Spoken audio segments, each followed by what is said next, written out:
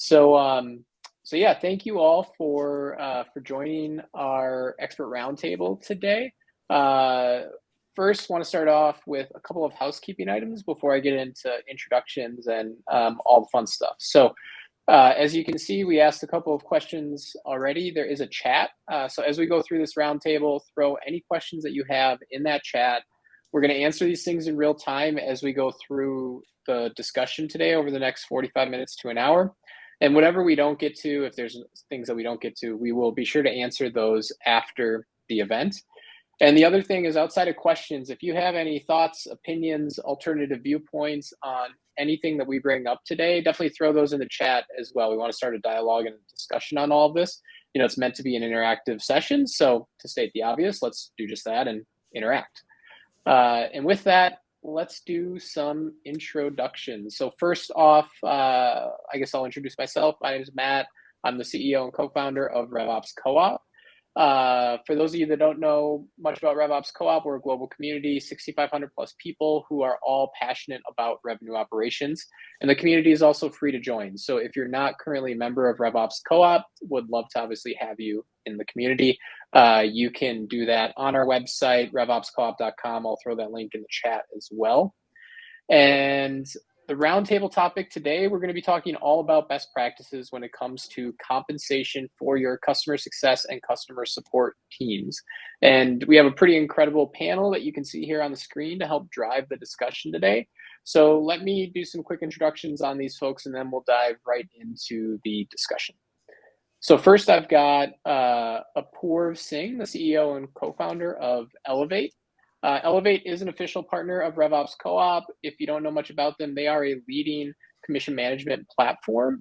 And like I said, if you don't know who they are, definitely recommend taking a look at them. They've got this incredible product, super easy to use incentive plan designer that lets you essentially automate any sales commission structure under the sun. And Apoorv naturally has a ton of compensation knowledge given the company and the product that he's building. So he'll have plenty of great viewpoints to share there. In addition to Apoorv, I have Mark Truman from EdgePetrol. Mark is the CRO there, and he is based in the UK, if you couldn't tell from his wonderful accent already. And EdgePetrol is actually a super interesting company. They sell into gas stations, so S&B market, and they're also in the process of expanding internationally.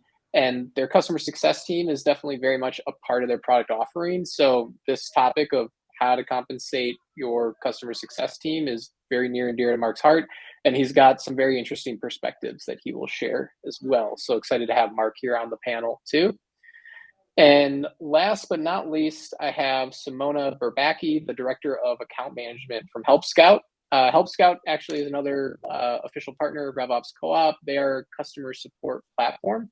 So naturally, they live and breathe customer success and customer support every single day, every single hour, every single minute.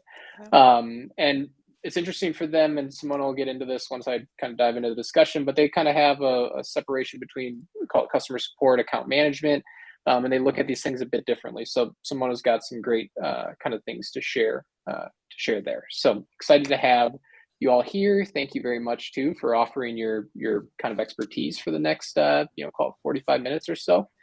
And with that, let's actually kind of get dive right in. I guess Simona, we talked about it a little bit in your introduction. I guess the first thing I want to talk about is the thing we're here to discuss today: compensation for success support teams.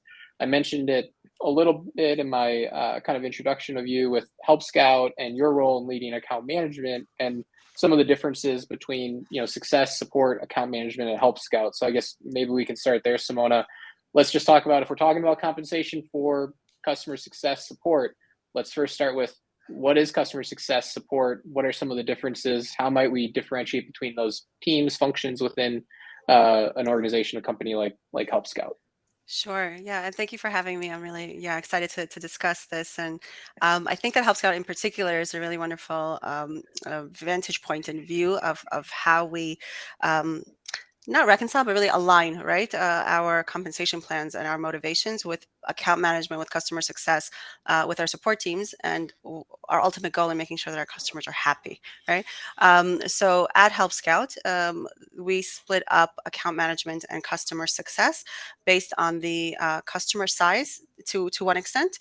So if we have a lot of SMB customers, and I would say our bread and butter and our core customer is around the medium-sized business, and that's been the case for the past 10 years. But that's our customers are getting bigger, right? And they're certainly growing with us, and we have to consider what an enterprise customer, right, needs versus a smaller business potentially, while giving both of them the same respect and customer engagement and experience.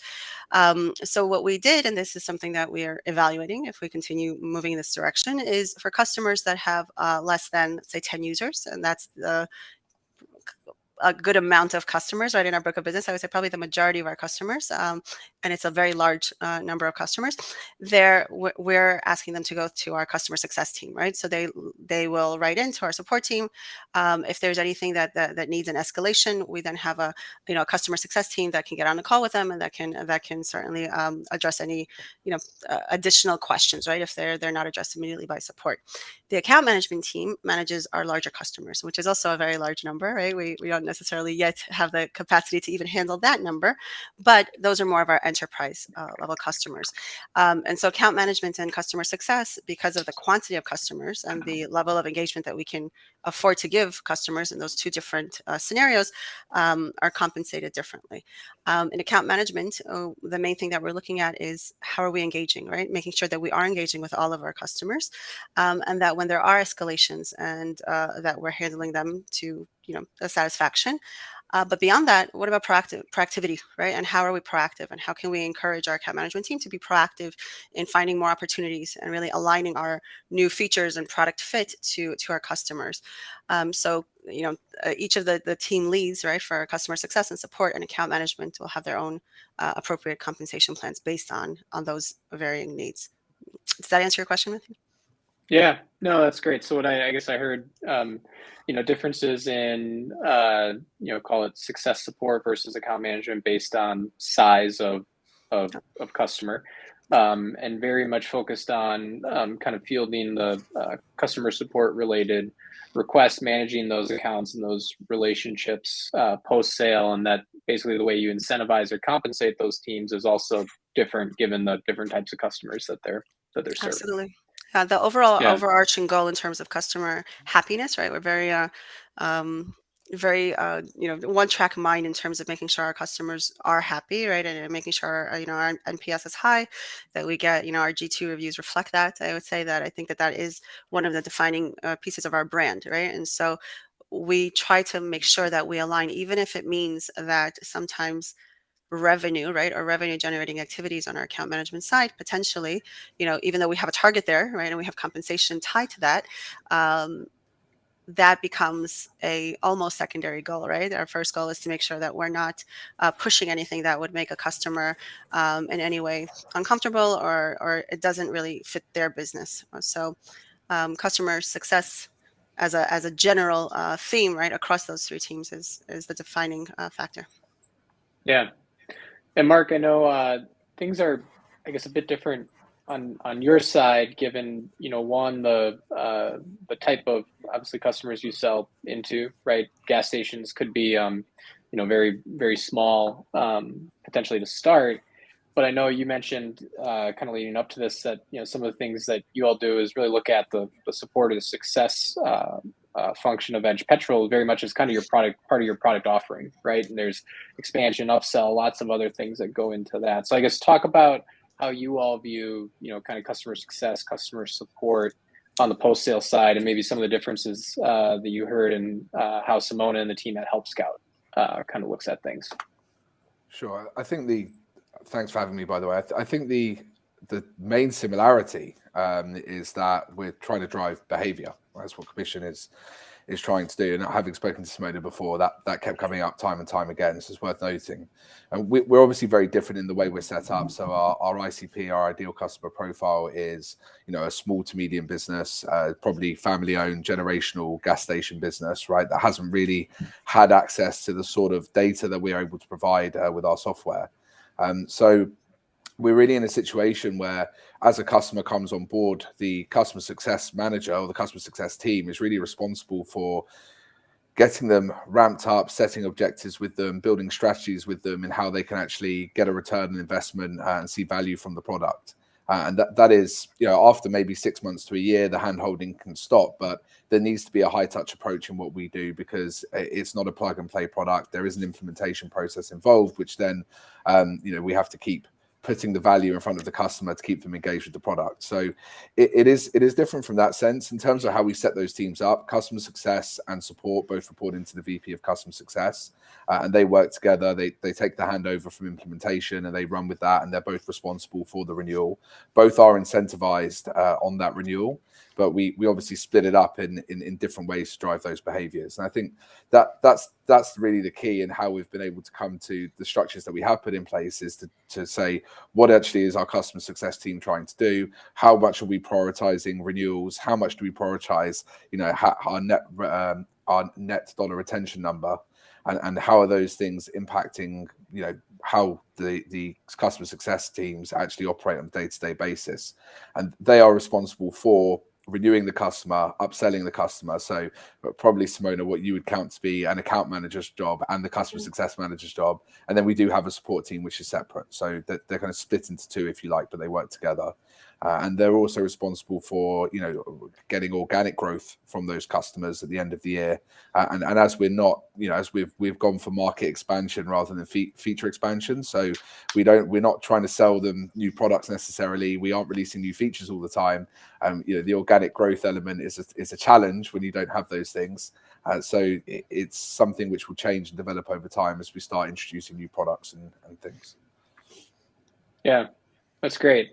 And let's actually, with that, I'm going to pull up Apoorv, some things that you kind of put down on paper in terms of, I guess let's talk about, specifics of decisions to make or things to really consider when you start to look at, okay, we've got our success support account management function, right? We've got obviously some differences in maybe how you approach that, based on the size of your company, and like Mark and Simona mentioned, the goals that you have or the behaviors that you want to drive. So, if you know those things, you've got some decisions to make, obviously, in terms of how you can compensate the folks that make up those teams. Yeah. So, Apoorv, if you want to get into, maybe some of the specifics of sure, what should we consider, right, as we kind of set up these comp plans for success teams. And then obviously, Simona, Mark, would love to hear, how have you all approached this in terms of, setting things up at your respective companies too? Sure. First of all, thank you so much for having me, guys. Super excited.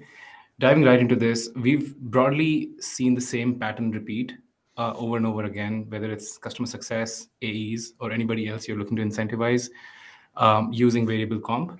So the fundamentals don't really change much. What you've got to decide is how frequently are you going to pay these guys? How much of their overall compensation should be tied to variable? Are you going to put any kind of a performance cliff, or some people call that gate, basically bare minimum threshold performance beyond which people start making that money? There are a couple of things which are not here, but before you do any of this, you first want to think through whether your customer success team is even at the right stage, or you're in the right stage of the journey to even put variable comp in place. Because there's a lot of things that can derail your comp process, or demotivate the teams, instead of actually motivating them when you're doing this wrong. So you want to first decide if you're in the right place or not, and there are a bunch of factors to consider to make these decisions. But the decisions kind of stay the same, whether it's customer success or AEs, which are broadly these decisions. One of the ones that doesn't get discussed that often is what's the ratio of the target that you're giving to your customer success with their on-target earnings, which kind of goes on to the point that very few teams actually know what their customer success costs. They do kind of somehow get what their sales cost, in the fully baked cost of sales. What's the OTE for sales? It's usually less discussed on the customer success side, and I think it's super important if you want to drive that and you want to have everyone's buy-in right from the top that customer success needs to have this variable compensation, and this is how much they need to get paid because this is the value they're bringing. So what's that value as a percentage of what quota they are carrying? It could be upsell, cross-sells, or any other revenue-driven quota. So these are the things I think pretty much everyone else, whoever is deciding their comp plan should have to think about. Yeah. So what so yeah, I guess on that, maybe and I guess I'll ask the panel more broadly on this is like let's talk about the last thing you mentioned, Apoorv, which is like OTE kind of versus quota, right? I know in the past when I've been leading BizOps or RevOps at SaaS startups, I've seen OTE for on the account executive side, right, for new business, like 50-50 split, meaning like 50% base, 50% variable to get them to 100%. And, depending on, I would say the stage that you're at and your funding, your cash position, right? You're willing to, pay out differently, right? It might be 2x, 3x of, the cost to quota could be like 4 or 5x depending on where you want to be, right? So if you're paying a rep $150,000, quota might be $750,000, for example. How does that translate into, call it the customer success side of the world, the account management side of the world? Is it more like 80-20, like kind of Paul brought up in the chat here, 70-30, 90-10? And then how does that compare to, call it like the book of business, I guess, that you're managing, right? Is it like 4 or 5x? Is it more? Sure. Like what are the things to consider there? Right. So I think would love to actually get Mark and Simona's view as well at some point, because that'll be hard examples, and I can use examples that we've seen in the companies we work with. So there are 2 questions that you broadly asked. One is, what percentage of value am I willing to share with my customer success? Right. That's question number 1, which is if I measure their targets as the retention targets. So let's say if they are carrying a book of $1 million or $2 million, right? So that's the value that they are adding. That what percentage of that value do you want to give to this person? It could be on target earning, could be anything between. So just the variable comp could be anything between say 2 to 5% is what we've seen depending on different type of companies. On target earning overall could be again between say 5 to 10%. So let's say if you're carrying a renewal quota or retention quota of $1 million, you might be anything in the range of $70,000-$80,000 to $120,000. That's the 80% range that we would see. That's question number 1, which is very different for each company depending on what stage we are at, and we'll discuss like what are the factors you consider when making these decisions, right? How early are you in your product journey? How mature is your product? Right? How easy is it to upsell or cross-sell? All of that stuff kind of bakes into this. And the second part of that question is, now that you've figured out what value you want to provide to your customer success, how do you split that? Do you want to give all of that as base, or do you want to provide some kind of variable? And again, that 80-20, 70-30, and these are the most common ones we've seen. The most common, if gun to my head, would be 80-20. But again, there's a lot of variables that go into it, which is, again, how mature is your product? Does it require a lot of touch points to sell or even service that client? What's the account size? The fourth one is actually very interesting. What are the KPIs you're focusing on? This can be unpacked further. We'll discuss this in later slides. But what are the goals you're focusing on? And are your goals in line with what your product and your company stage is telling you, right? You might say, oh, I want to focus on cross-sell and upsells, and you might incentivize your guys on that. But if you're an early stage product and you don't have enough product lines, your first focus should ideally be churn or usage or adoption, right? So even before you start thinking about your comp plan, the thing is, how do you align these 2 things, right? How do you align the KPIs or the goals you're going to give to your customer success? And everything kind of just trickles from there. I'll shut up and let Mark and Simona kind of.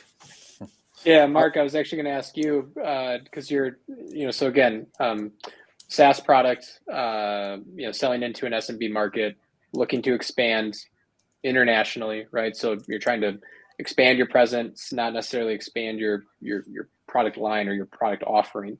So how do those goals, those outcomes that you're looking to drive, translate into some of the things that Apoorv just brought up in terms of how to structure the comp plan for, say, your actual customer success, customer support team? Yeah, so I'll try and resist the urge to answer the second question first, Apoorv. I'll give you some examples from our experience. So within the last 5 years, we're 5 years old. There was one stage we were at where we were very fast growing, but we didn't have a big book of renewals or a big book of business. We certainly didn't have any upsell products or any thoughts around organic growth. We were very much trying to retain the small customer base that we had in the first couple of years. And I think those, Apoorv, you touched on this, those changes in terms of your size, the size of your customers that you work with, those things are obviously all things that are important. But to touch on, we've got a question here from Danny about the specific metrics you would use. One of the things I would have liked to have done that we didn't do is kind of work back towards, what is a CRC number that we're happy with, the cost of customer retention, right? What is best practice for that? You look at Salesforce and companies like that, they're operating like 0.11, 0.12. That's what it costs them at, every 12 pennies of their that they bring in, or 12 cents, depending where you are in the world, out of the dollar is going to the customer success team, and that seems to be around the best practice. And there were times where we were operating at 35%, right? We're saying, this because you've got to bring that, you've got to bring the team service to customers. You have to do that. And I mentioned this when we spoke before, that we even looked at taking on a 5-year LTV, applying the cost of hiring an extra customer success manager onto our CAC, right, our cost of customer acquisition, in order to understand whether it was worth actually doing certain deals that we were doing, right? And we still look at that sometimes today. So you can pour in quite a few metrics, but I think the best thing to do is, certainly if you're an earlier stage and you have those problems where your customer success costs sometimes even outweigh what you're bringing in as a business, if you are at that stage, then working back and saying, this is the number that we want to hit. We want to get down to that 0.15, because your commission structure is affecting that number. And the other metric that we look at, and what feeds into that as well, is, and Apoorv, you're aware of this, and it's one of the things we use Elevate for, is we want to know what percentage of the money that the book of business has been mentioned is going out. And we have a problem where we have the customer success representative, and they've obviously got an OTE, and we're trying to bring that OTE down, and we're actually trying to increase people's salaries to reduce the OTEs, because the size of the book of business in an SMB business is not always as big as it might be for someone like yourself, Simona. So we've got to be very conscious of that. We're trying to bring that number down, but some of the challenges that we've had in the past is where, from a commission basis, we're actually paying out 20-25% of the renewals that we bring in, including growth. And that was happening before. We've had to really work hard on this commission structure to really think about, okay, well, what's driving that percentage up? Well, if we're giving away too high a percentage of the renewal itself, or the flat renewal, that's going to be a big problem. And we've hired a customer success team to grow and upsell. We don't have that much for them to upsell. We have to focus on organic growth. So we're going to pay them a lot on organic growth, right? And it's I know, Simone, we spoke about this. It's trying to break that down. You start those top level metric numbers and what you want to achieve and what you want to get to, and then you decipher it and break it down into individual pieces. And then all of these things that we're talking about will feed into that decision making, right? How can I get to that number? By looking at my split between salary and my and commission. How can I reach that objective on CRC by doing that? How can I do that by looking at whether or not I want to base it on an OTE? OTE is a big problem. You tell someone that you're going to give them £30,000 or something, or dollars on target earnings, and then you realize later on that that's a 30% chunk of their book of business. Then you've got a real problem. And we've had that in the past, right? But these are hits you have to take as a growing company. As you're more established, you probably have more to work with and more flexibility to be able to say, okay, well, these are the metrics I want to hit, and this is how I can work towards them. I think you found Yeah. you found something similar, haven't you, Simona? Like when we were speaking last time. And I think that even though we, in terms of maturity rate as a company, have been around for twice as long, so we're in our 11th year, the account management team, in particular, the one that I manage, is relatively new, right? So our product is such where it doesn't have the level of complexity that customers necessarily need, that amount of hand holding that some other products that I've worked with in the past require, and so they were pretty self-sufficient, and they were, upgrading and organically growing on their own, right? And then as we got to larger contract values and our customers became, certainly the majority of our customers are SMBs, and we cater to them, and we build towards them, and we make sure our product is serving them well. But then when you look at the customers who do need a little bit more training, right, and they need to be able to speak with an account manager, right, to make the most value that they can get, or get the most value they can out of the platform, that's when account management comes in and really makes sure that they're, taking on that workload, right, from our key stakeholder, and evangelizing the product and training their teams on the product. In terms of splits, we're very mindful of making sure that our account managers, they're on the one hand focusing on revenue, right? And so NDR was, right, net dollar retention was a metric that we were focusing on quite closely up until recently, and we're exploring different options within this climate. And in general, is that the right metric for us to look at? But while they're looking at net dollar retention, we also want to make sure that they're the customer value, right? At some points, right, they're saturated, right? There's as many seats as we can have grown, right? Our team isn't responsible for new business, and so where do they have to, to grow the account? So we're looking at different ways of creating a little bit more complexity in terms of those commission plans, where it's a few variables and not just kind of net dollar retention and expansion, but increasing. I mean, this will roll up to net dollar retention, but potentially looking at renewal rates, right, and increasing that, because we found to be successful, if we insert an account manager where there wasn't an account manager previously, could we get that renewal rate, right, higher than they would be if they were self-serving an auto renewal, for example. So as we've matured, even though we, at a pretty a mature stage of our business, we still very much have those discussions and pivots, right, as a startup would, right, how we're compensating and how we're determining what those right metrics are. Yeah. Sorry, I wanted to address Paul's question. In terms of measuring and comping proactive AM behavior. So we have many years that we can see customer behavior without AM engagement, right? Because the team is relatively new. We've had one account manager for 2 years, managing a huge book of business. And in effect, there wasn't proactive account management, because you're acting almost like support for those larger customers, right? And so we're differentiating, right, in the specific value add that account management can bring versus a support team. And so proactive account management means looking at those customers, right, going into their data, right, understanding what their behaviors are and how we can drive more sophisticated behavior, how we can make sure that we're looking at different parts of the platform and aligning it to their book of business and selling them, even if it's not an upsell, right, but really evangelizing different parts of the platform to get them much more engaged within the platform. And we're able to track that, and we have quotas against that in terms of where we want to drive that behavior and how many customers we want to hit, or new customers we want to engage on a monthly basis. And we're compensating accordingly. Yeah. So similar, actually. So Danny kind of dropped this question in the chat, and I was going to kind of ask y'all something similar. So, and I've got, obviously, I think the slide that up talks about payout frequency. So I guess two questions, Mark, Simona, Apoorv, whoever wants to take this first, is I heard both of you talk about net dollar retention as a metric to compensate your teams on. I heard you talk about expansion or upsell revenue as well. So I guess my first question is, any other metrics that you're compensating your own teams on worth considering? And then as it relates to net dollar retention, there's obviously NDR in total. Net dollar retention can obviously be different depending on the time frame that you're measuring it as well. Quarterly, yearly, biannually, right? Same thing with even if you're just measuring expansion or upsell revenue, right? Your starting point and your end point are going to dictate, what expands, what contracts, even with renewal rates, right?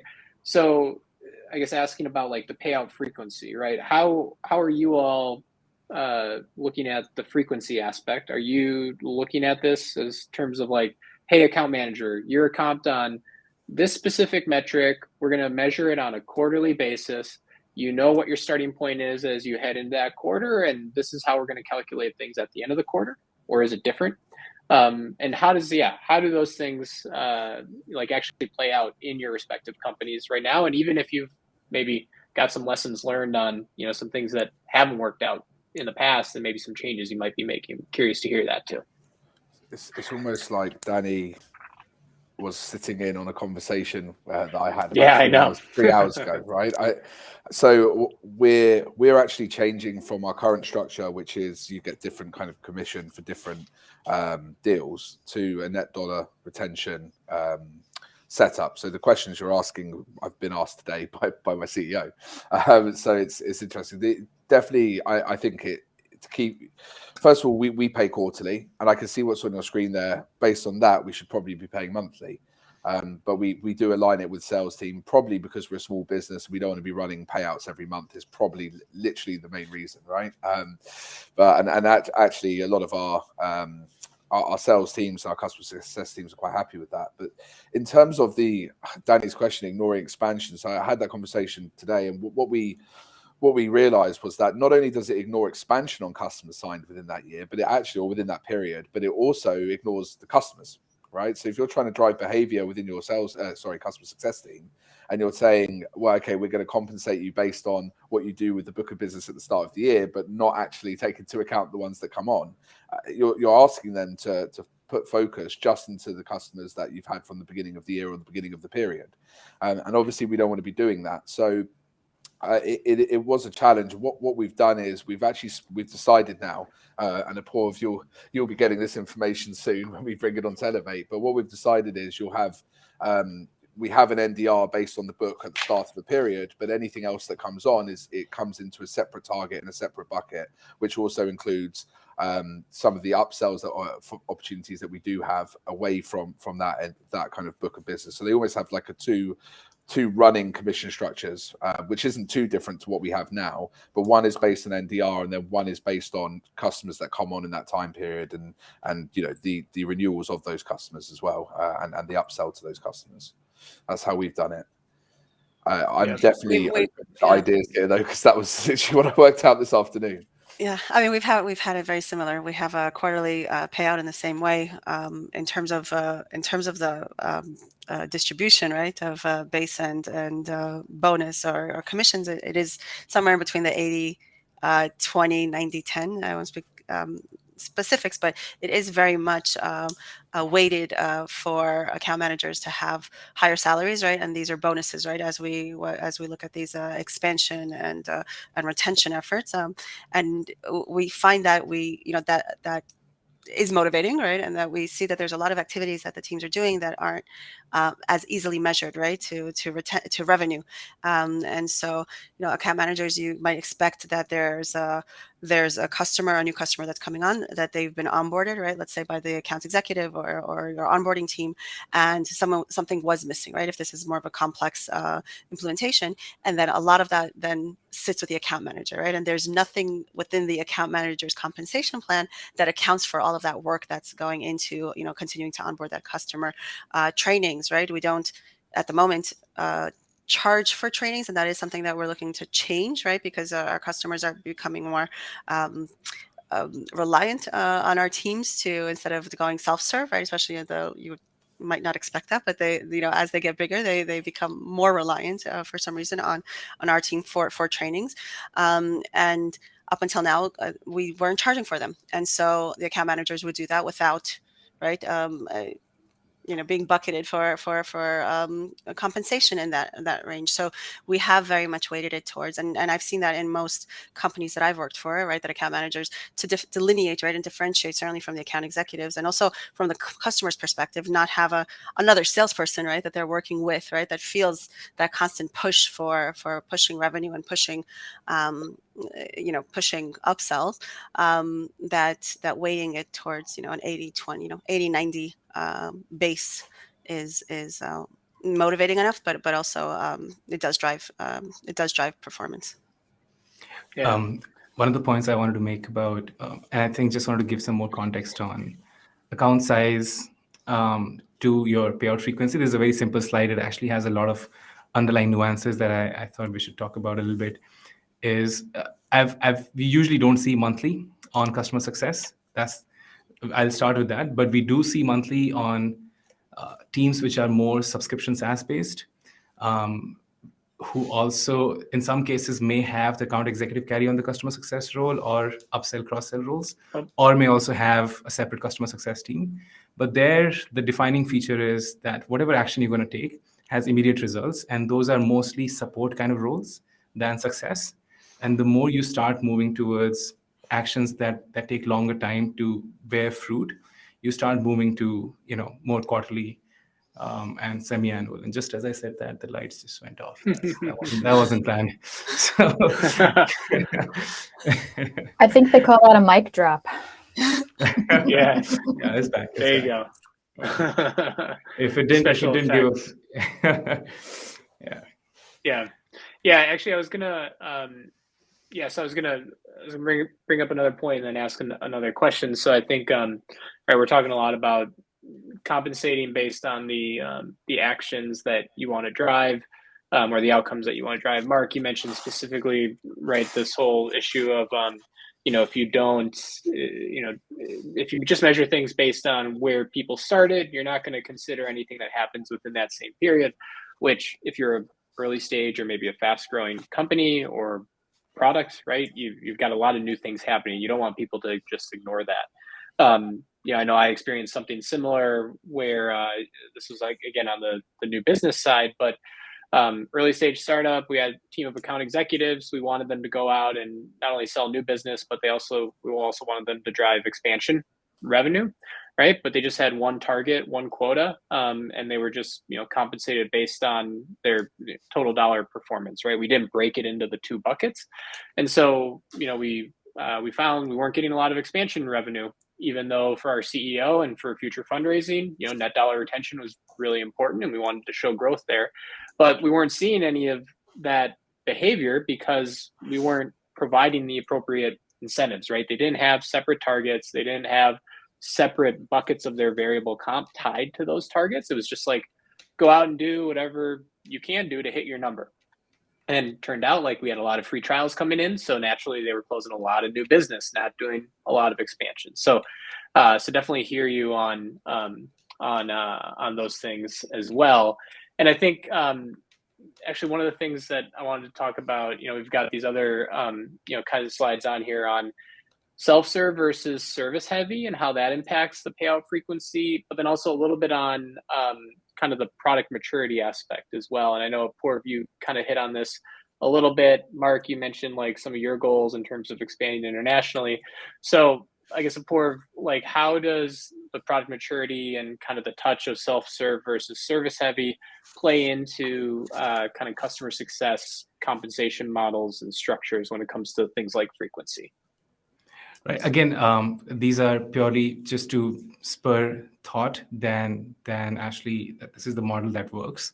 And the idea is this is all picked up from what we've seen in different models and where we've kind of seen some pattern. And what we see is for most early stages product, that's usually a sign of other things. So it's not that if it's an early stage product, you should try to keep it monthly.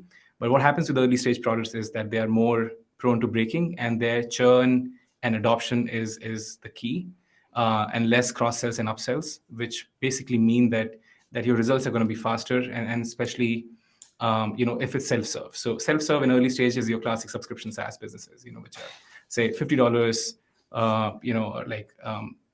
per month. So say $1,000 to a $10,000 ACV kind of deals. And there we've seen most of the monthly ones.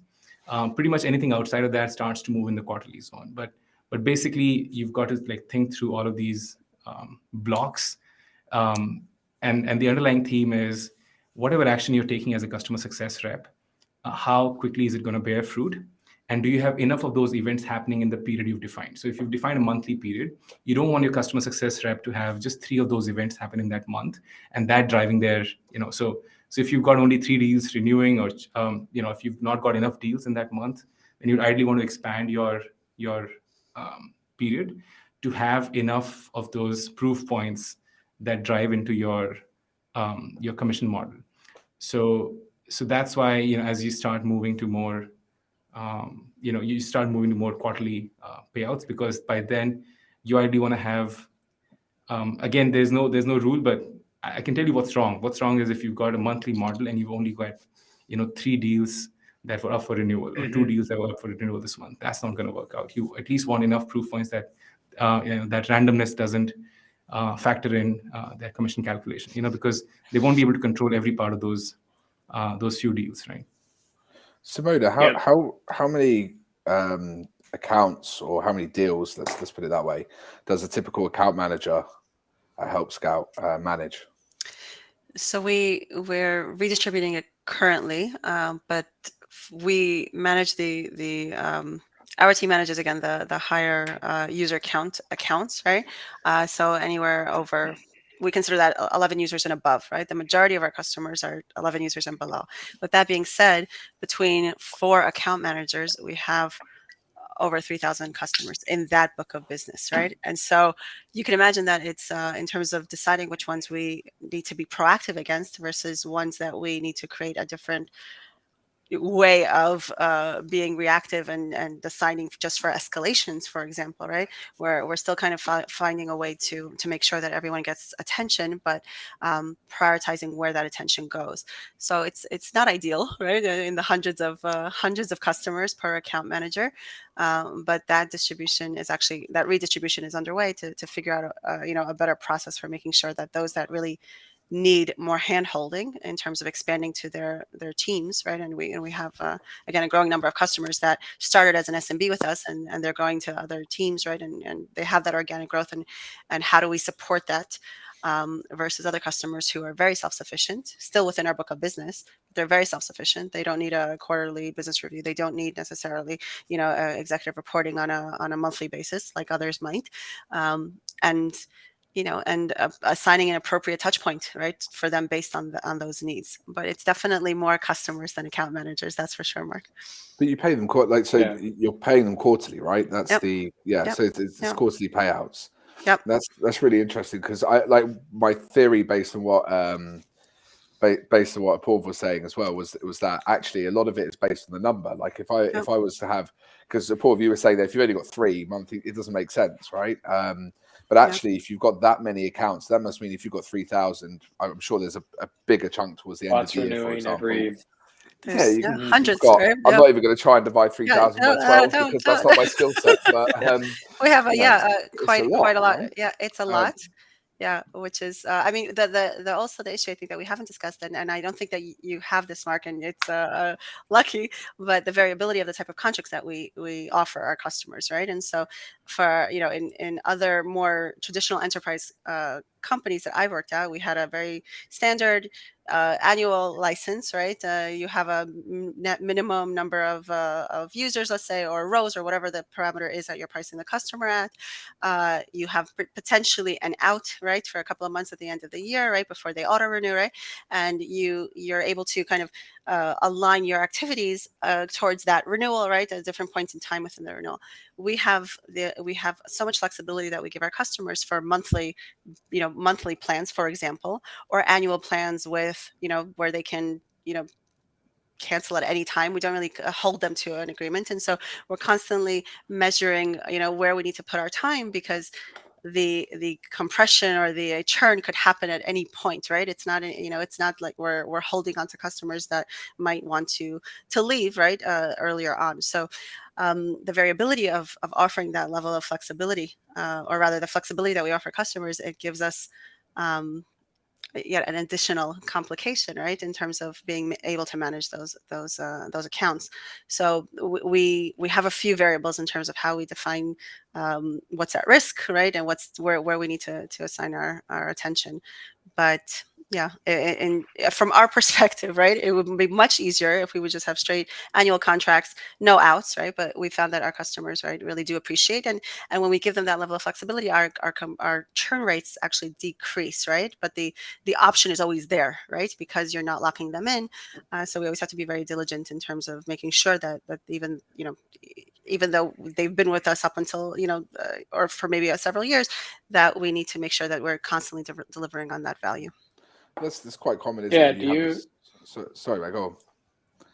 No, I was gonna, because Ken kind of asked this question too. Like, do you, I guess, how do you account for those nuances and how you compensate the team, Simona? Like Ken asked for monthly plans, for example, like, do you give credit for, like, do you come to some assumed like lifetime value or value of that contract, or do you just and pay that up front, or pay that as you go? Like, how do you mentioned like monthly versus annual, out clause versus no out clause, right? Like there can be tons.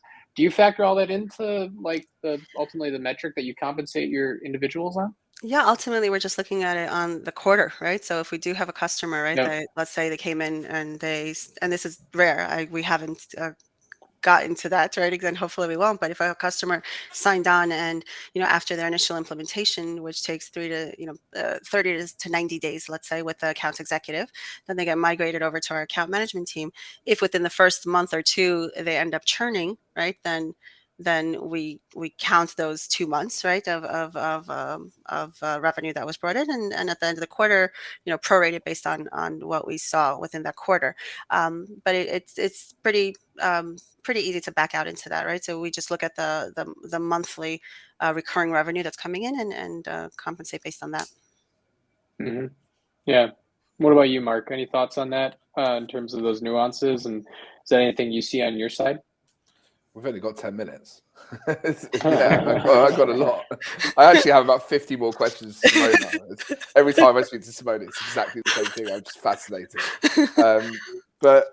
Yeah, I mean, it's different. I think what's good about this call. You've got self-serve and you've got service heavy. Apoorv, I know you're in the service heavy element. In terms of you've got to help guide customers to the right commission structure is one of the reasons you're on this call. We have a mixture on the call, and I think that self-service so interesting that you give, because for us we're looking at ARR, right? We've got an ARR goal. Our funding's based on ARR. Our eventual objective of either IPOing or selling the business, whatever it is, whatever our exit is going to be based on ARR. So to pay somebody on 2 out of 3 months when the ARR is gone is fascinating to me, because our focus as a service heavy business is we've got to retain that into the next, there's no point having this customer here. We're not really that interested in the revenue they're generating for us this year.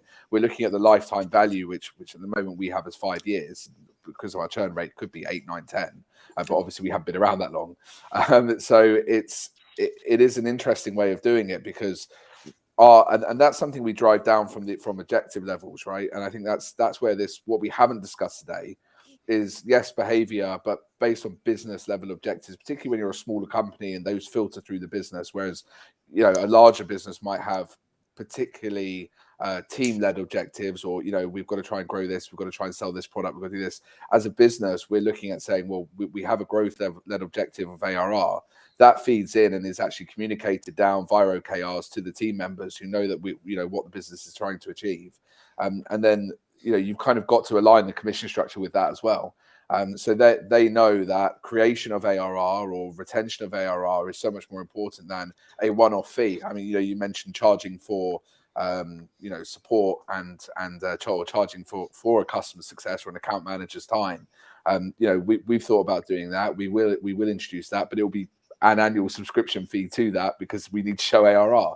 Yeah. So that is a big difference, isn't it? And I think that comes down to the self-serve element versus the service heavy element. That the two are very different, and there are people who are going to be in the middle going, well, what do I do? Yeah. But it is clear when you sit on one side and you start to look at payout schedules and the nuances that come into it, that is a big part of it, isn't it? Sure.